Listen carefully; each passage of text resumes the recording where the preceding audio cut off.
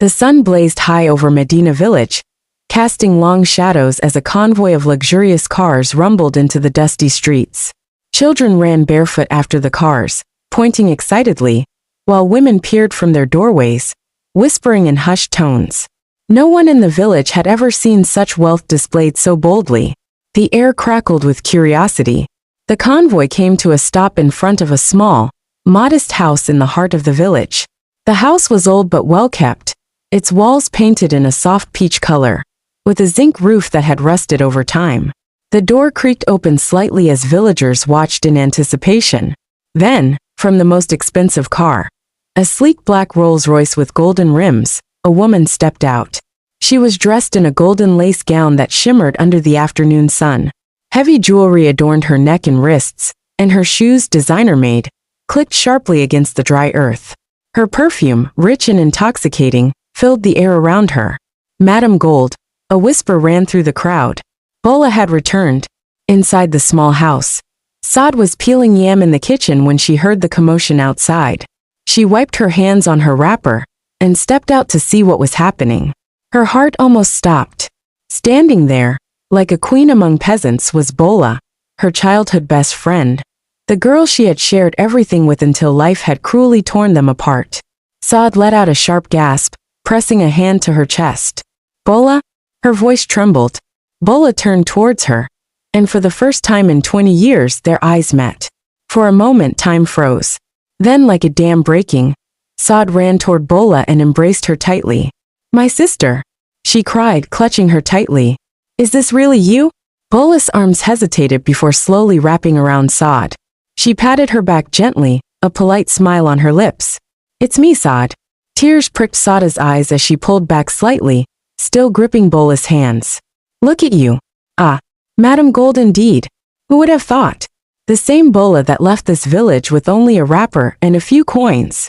See how God has blessed you." Bola chuckled, her voice silky but controlled. "Yes, my dear. Life has been kind. Ah, come inside, come inside." Sade pulled her toward the house, calling out to her teenage daughter. "Ella, come and see someone special." Inside, the sitting room was small but neat.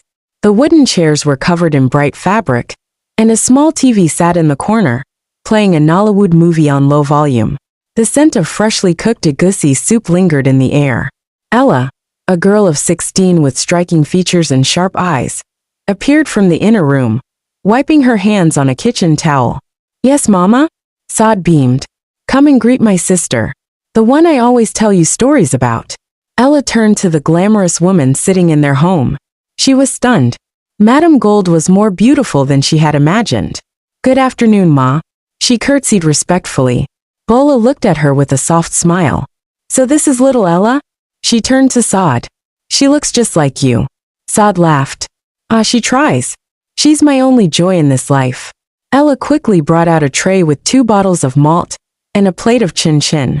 "Here, Ma," she said shyly. Bola took the drink and nodded in approval. "You have raised her well, Sade." Sade's smile faltered just a little. "I tried, my sister. Life hasn't been easy, but God is faithful." Bola took a sip from her drink and glanced around.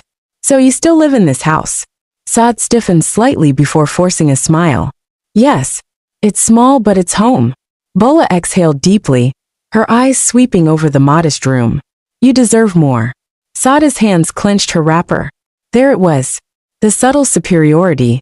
The same thing that had started creeping into their friendship all those years ago. But she smiled anyway. "I manage." There was silence between them for a moment. A silence heavy with unspoken words, with memories both sweet and bitter. Then Sade sighed and leaned forward. "Bola, tell me, how did you do it? How did you rise from nothing to all of this?" She gestured toward the parked cars outside. "It's like a dream." Bola's eyes darkened slightly, but her lips remained curved in a smile. "It's a long story, Sade. One I will tell you one day." Sade studied her face, sensing something beneath the surface. But she only nodded. "I will wait for that day." The 2 women sat together, smiling, laughing, reminiscing about old times. But beneath their laughter lay something else. Sade's heart ached with nostalgia, but deep inside resentment simmered. And as Bola laughed and sipped her malt, her mind whispered bitterly, "She hasn't changed at all." They were together again. But not as friends. Not anymore. The news spread like wildfire across Medina village. Madame Gold had rented a fully furnished house on the outskirts of town.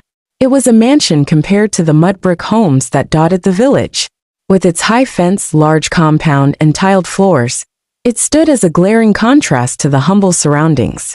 Inside, the furniture gleamed with polish, the walls were decorated with elegant paintings, and the air smelled of imported perfumes. It was the kind of house the villagers only saw in movies. Bola moved in swiftly, bringing with her servants who cleaned and cooked under her watchful eye.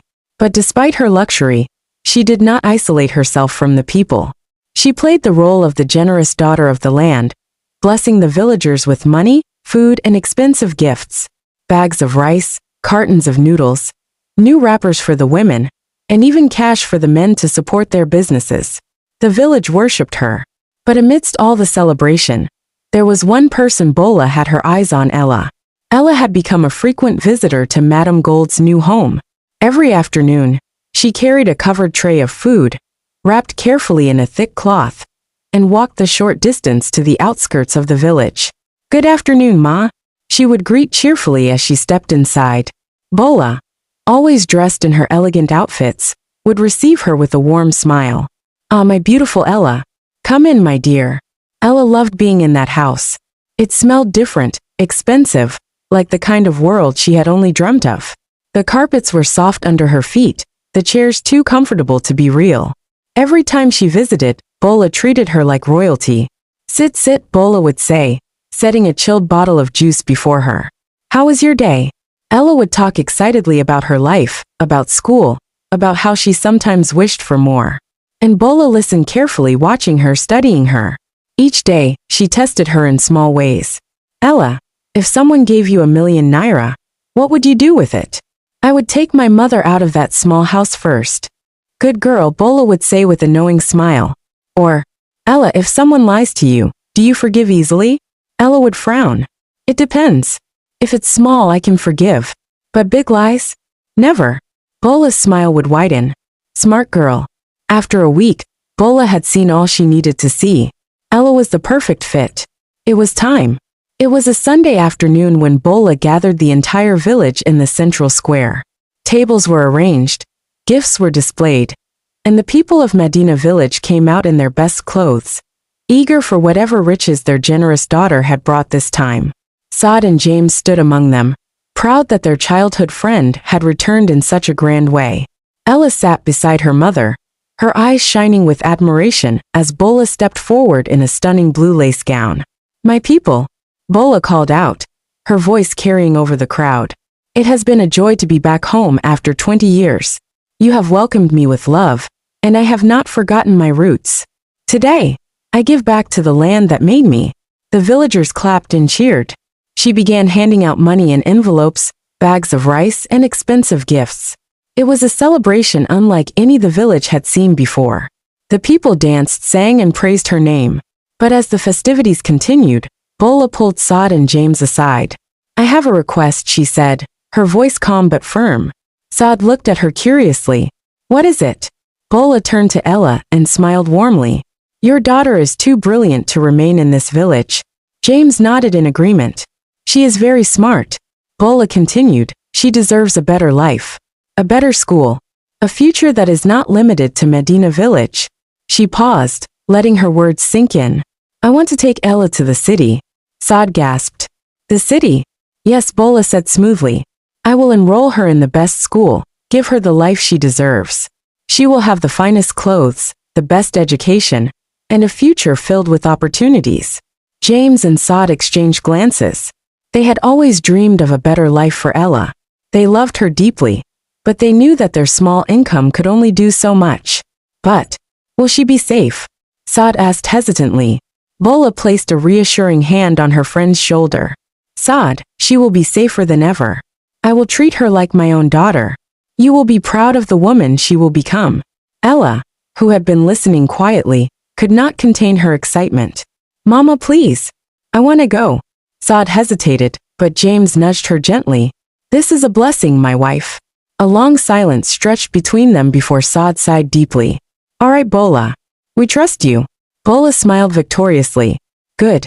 We leave on Sunday. The day arrived quickly. Ella, dressed in a brand new outfit gifted by Bola, hugged her mother tightly.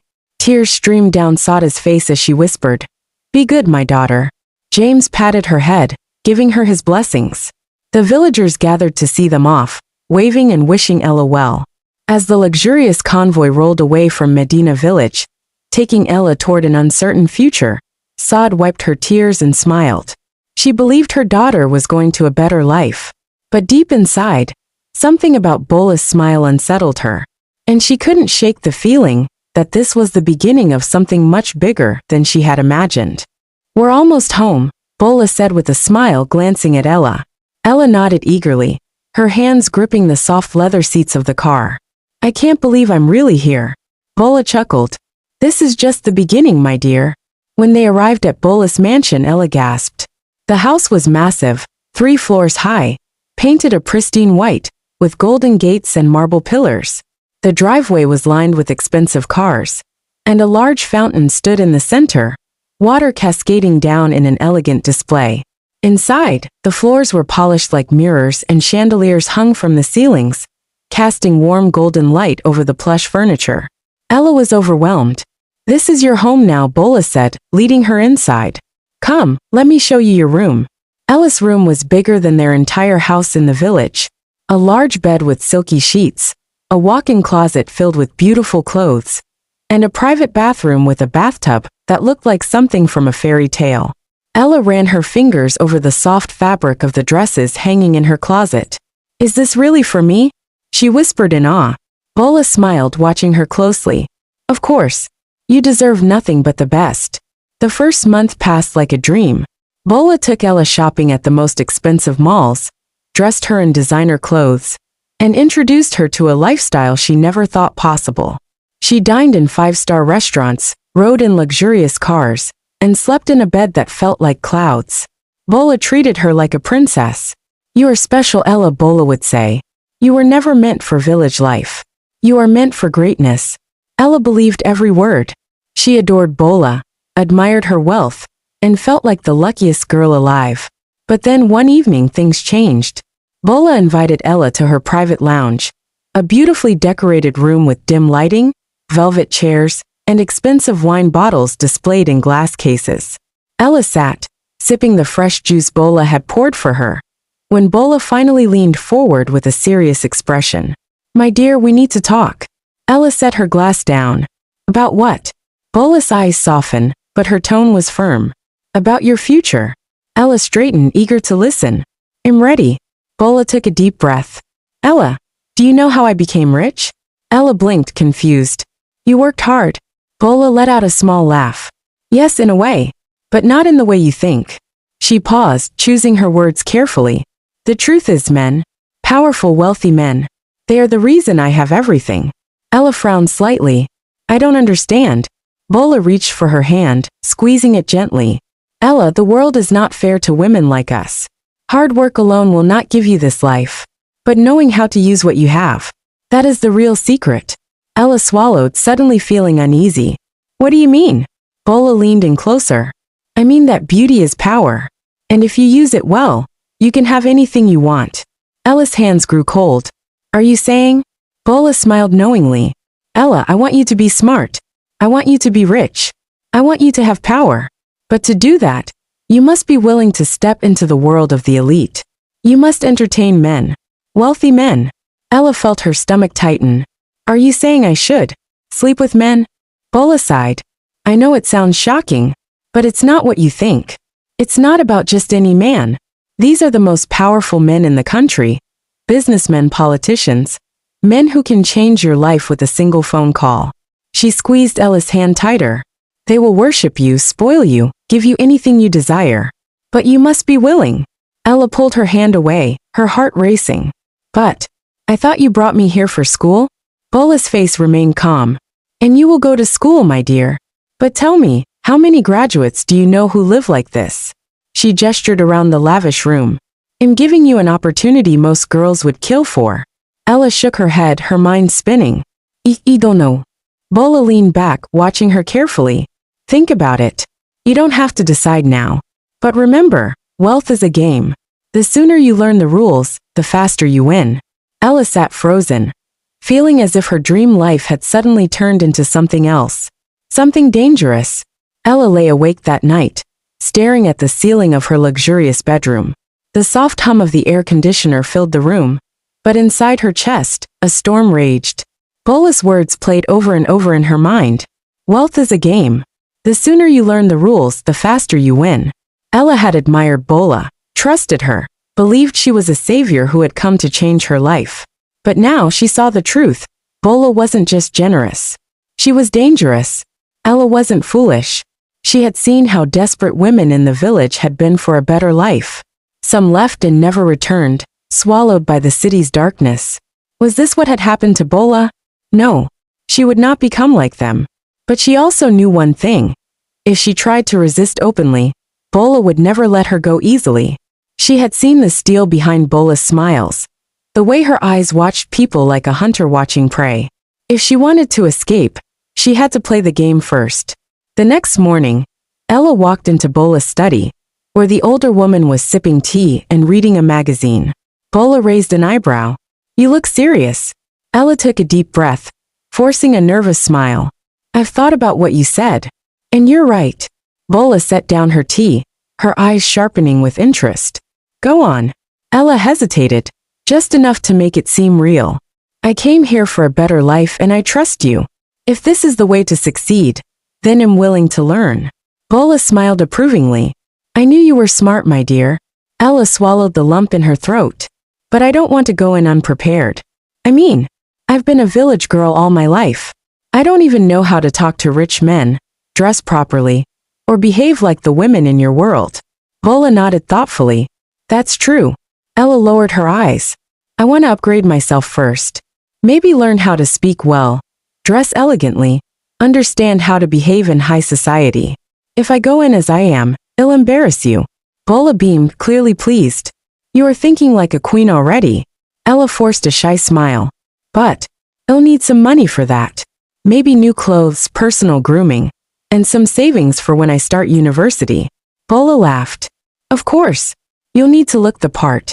She reached into her bag and pulled out a thick bundle of cash. Take this. It's just the beginning.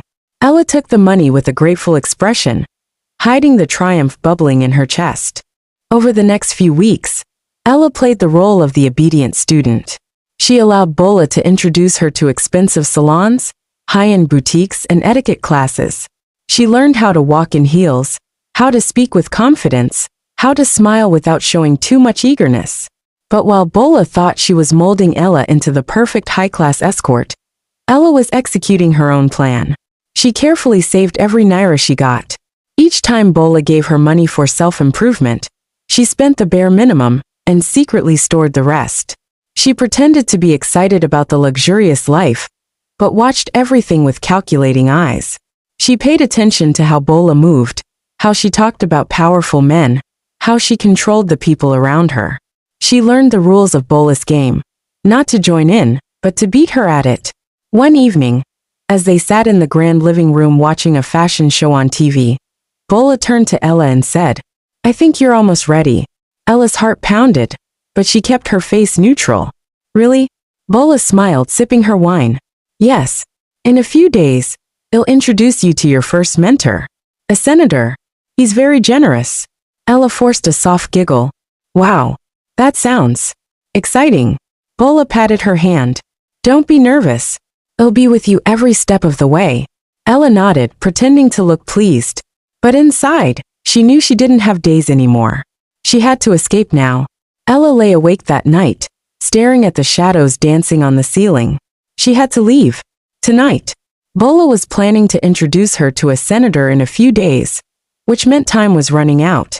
If she stayed any longer, escape might become impossible. She had saved enough money for transportation back to the village. But the real challenge was getting past Bola's security.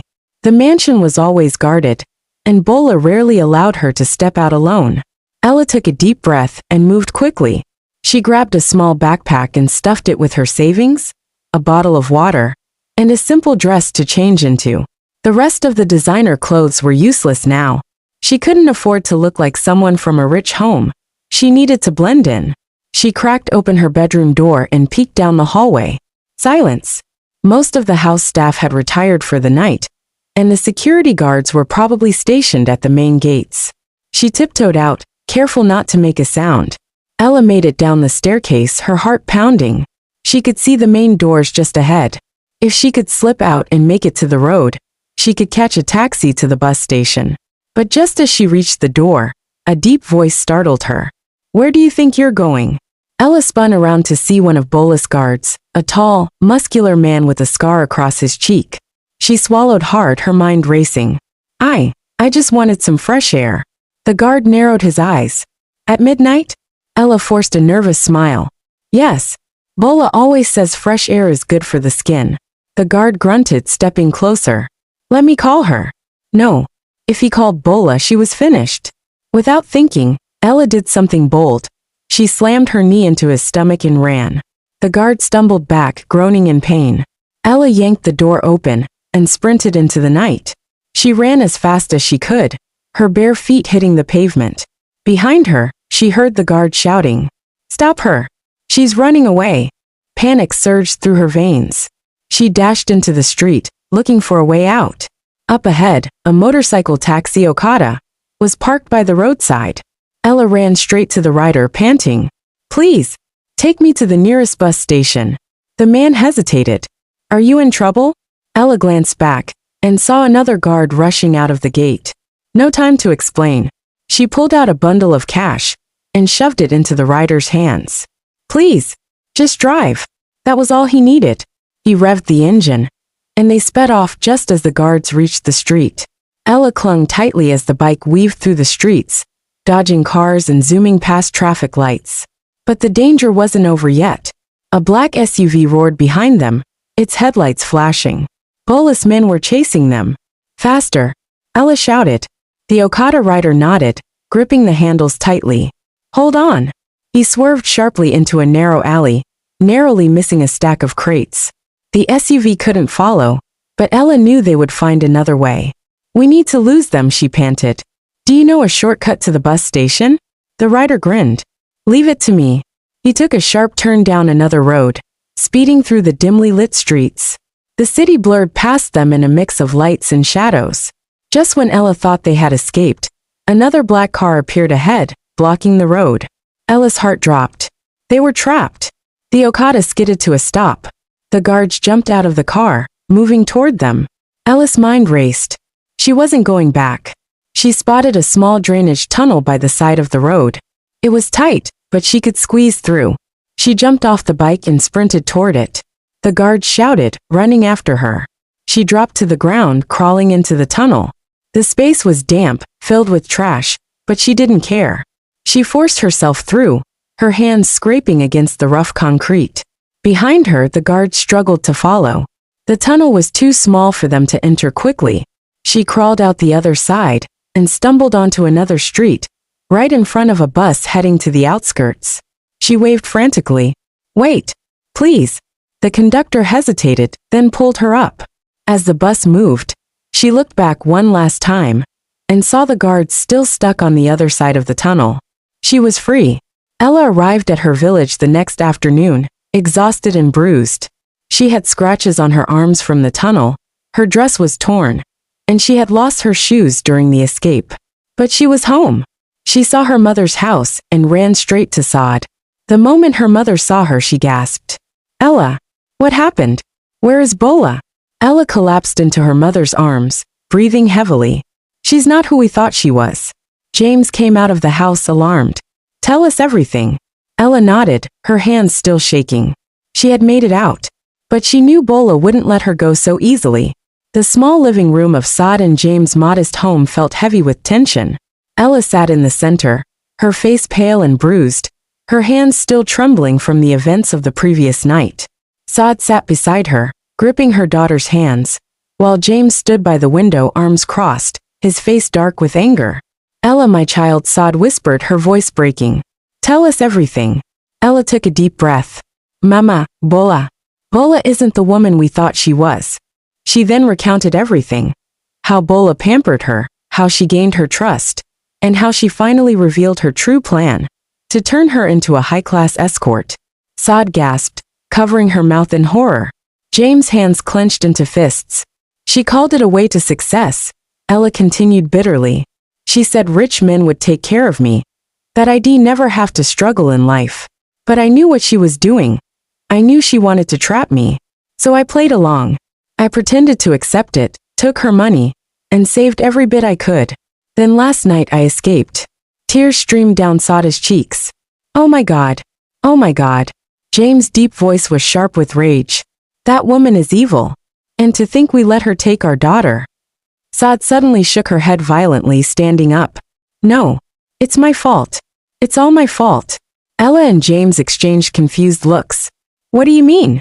Ella asked. Sade wiped her tears and let out a shaky breath. Because I should have known. I should have never trusted her again. She turned to Ella and James, her face full of sorrow. I need to tell you both the truth about Bola and me. Sade sank into her chair, looking distant as she spoke. Bola and I grew up together in this very village. We had nothing. Our parents struggled to feed us, and we shared everything. Food, clothes, secrets, dreams. We promised each other that no matter what happened, we would always be together. Ella and James listened in silence. We did everything side by side. Fetching water, cooking, even sneaking out to climb trees when we were supposed to be doing chores. Sade continued with a sad smile. But then I met James. James straightened at the mention of his name. I had never been in love before, Sade admitted. But James, he changed everything. He was kind, hardworking, and he made me laugh in ways Bola never could. We fell for each other, and soon enough he proposed. She swallowed hard. But what I didn't know was that Bola loved him too. Ella gasped. She was in love with Dad? Sade nodded, her eyes glistening. I had no idea. Not until the night before James and I announced our engagement. Sade's voice dropped as she remembered the painful night. Bola came to my house. She looked different, angry, desperate. I had never seen her like that before. Sade cleared her throat, imitating Bola's furious voice. How could you do this to me, Sade? I was confused. I asked her what she meant, and that was when she screamed it. You stole James from me. James frowned deeply. I barely even spoke to Bola back then. Sade nodded. That's what I told her. I told her James never loved her, that she was imagining things. But that only made her angrier. I loved him first. I was going to make him mine. And you knew it. But you went behind my back and took him. Sade shook her head. I told her love doesn't work that way. That James made his choice, and that it had nothing to do with her. But she wouldn't listen. Ella held her breath as her mother continued. We fought that night. Not with fists, but with words and wits. She accused me of betrayal, of destroying our friendship. I told her she was being selfish, that she only wanted James because I had him. Tears filled Sade's eyes. Then she said something I will never forget. James' voice was tense. What did she say? Sade looked up, her face filled with sorrow. You took what I loved most, Sade. One day, I will do the same to you. Ella shivered. I thought it was just anger talking, Sade whispered. The next morning, she left the village. She had nothing, just the clothes on her back and a little money. She wiped her tears. I never heard from her again for 20 years. I thought she had moved on. But now I know the truth. Sade looked at Ella with anguish in her eyes. She never forgot. She never forgave. She spent all those years planning her revenge. James' voice was cold. And she wanted to take Ella from us. Sade nodded, fresh tears running down her face. She couldn't take you, James. But she could take our daughter. Ella felt like she couldn't breathe. The past had finally come full circle. Bola had returned, not as a friend, but as an enemy. And her target was her. Bola sat in the dimly lit study of her mansion, her manicured fingers drumming furiously against the polished mahogany desk. A half-empty glass of red wine sat beside her untouched. Her eyes burned with fury, her breath coming in short, angry bursts. Ella had escaped. The girl had tricked her, pretended to be obedient, stole her money, and then vanished in the dead of night. Bola seethed, gripping the edge of the desk until her nails dug into the wood. She had planned everything perfectly.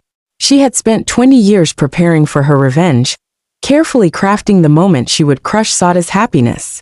And now, because of a stupid girl, everything had fallen apart. Her phone buzzed. Bola snatched it off the table and answered without looking. "What?" she snapped. A deep male voice spoke on the other end. "Madam Gold, we couldn't find her." Bola's hand trembled with rage. "Are you telling me that a mere village girl outsmarted you?" The man hesitated. "We checked all the bus stations and transport companies, but she was careful. She must have taken a private car out of the city." Bola closed her eyes and exhaled sharply. She had underestimated Ella, just as she had once underestimated Sade. That stupid woman. Sade had always been the one thing standing in her way. First she stole James. Then she lived a peaceful, happy life while Bola suffered in the streets, fighting for every dime until she clawed her way to the top. And now she had won again. No, not this time. Bola opened her eyes, cold and filled with deadly intent. "I don't care how long it takes. I want that girl found." The man hesitated.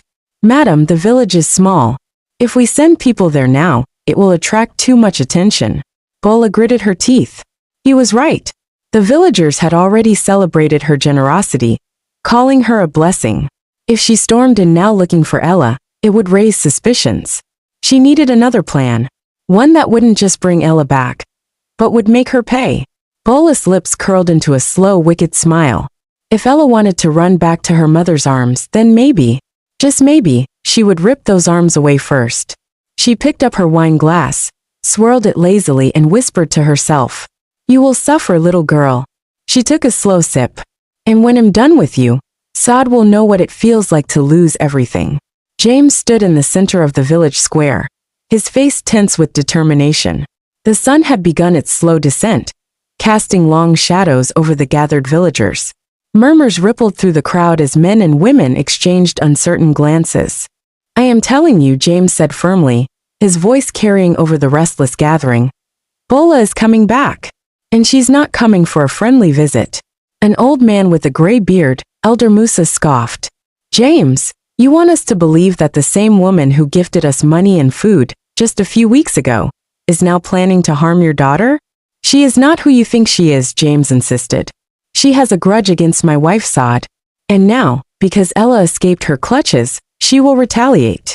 A few villagers nodded slowly, but many still looked skeptical. Mama Kemi, a stout woman who ran the village's small market, folded her arms. "Even if what you say is true, why should we get involved?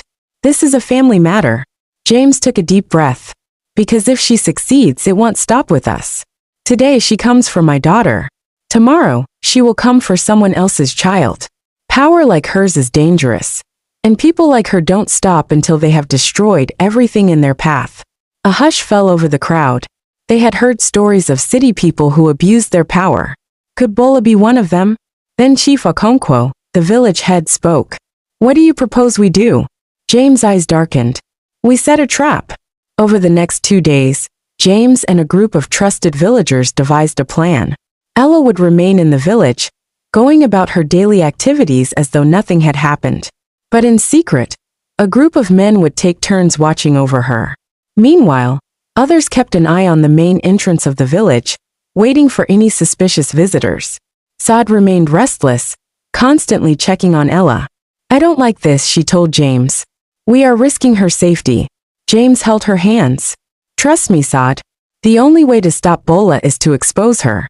Sade nodded reluctantly, though worry never left her eyes. By the third night the trap was set, and Bola took the bait.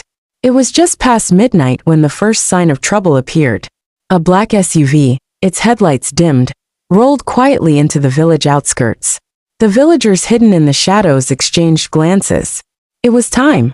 Inside the SUV, Bola sat in the back seat, her expression cold and focused. "We get in, grab the girl, and leave before anyone knows what happened," she instructed her men. The 3 men in the car nodded. One of them, a muscular man with a scar across his cheek, smirked. "This will be easy." Bola's lips curled in satisfaction. Ella thought she had won. But tonight, she would learn what real fear felt like. They slipped out of the car, moving towards Sade and James' home. They didn't get far. The moment they stepped onto the compound, torches blazed to life. A dozen villagers surrounded them, armed with sticks, machetes, and old hunting rifles. Bola's men reached for their weapons, but it was too late. James stepped forward, his eyes burning with fury. "We were waiting for you." Bola's face contorted in rage, as she realized she had walked straight into a trap. She had underestimated them. For the first time in 20 years, she wasn't the one in control. And she hated it. The village square was packed with people before dawn, the air thick with murmurs and anticipation. The once respected Madame Gold, Bola, was on her knees, her hands tied behind her back.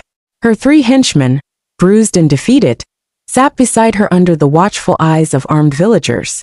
The village chief, Okonkwo, stood before them, his face lined with disappointment.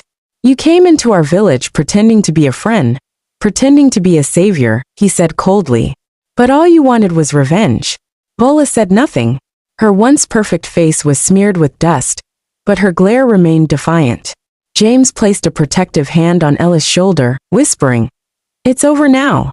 Then the crowd parted, and Sade stepped forward. Silence fell. Sade stopped in front of Bola, her eyes filled with emotions, pain, anger, but most of all disappointment. "Look at you," Sade said softly, shaking her head. "After 20 years, after everything, this is what you've become?" Bola smirked, despite her position. "And look at you, still the same pathetic fool who stole the life that was meant for me." Sade flinched but held her ground. "You never loved James, Bola. You only wanted him, because I had him." Bola's jaw clenched. "He should have been mine. But you were always in my way. I loved him first. And you took him." Sade's eyes softened, realizing the truth behind all the years of hatred. "No, Bola. You never loved him. You just couldn't stand losing. And now, you were ready to destroy my daughter's life, just to punish me?"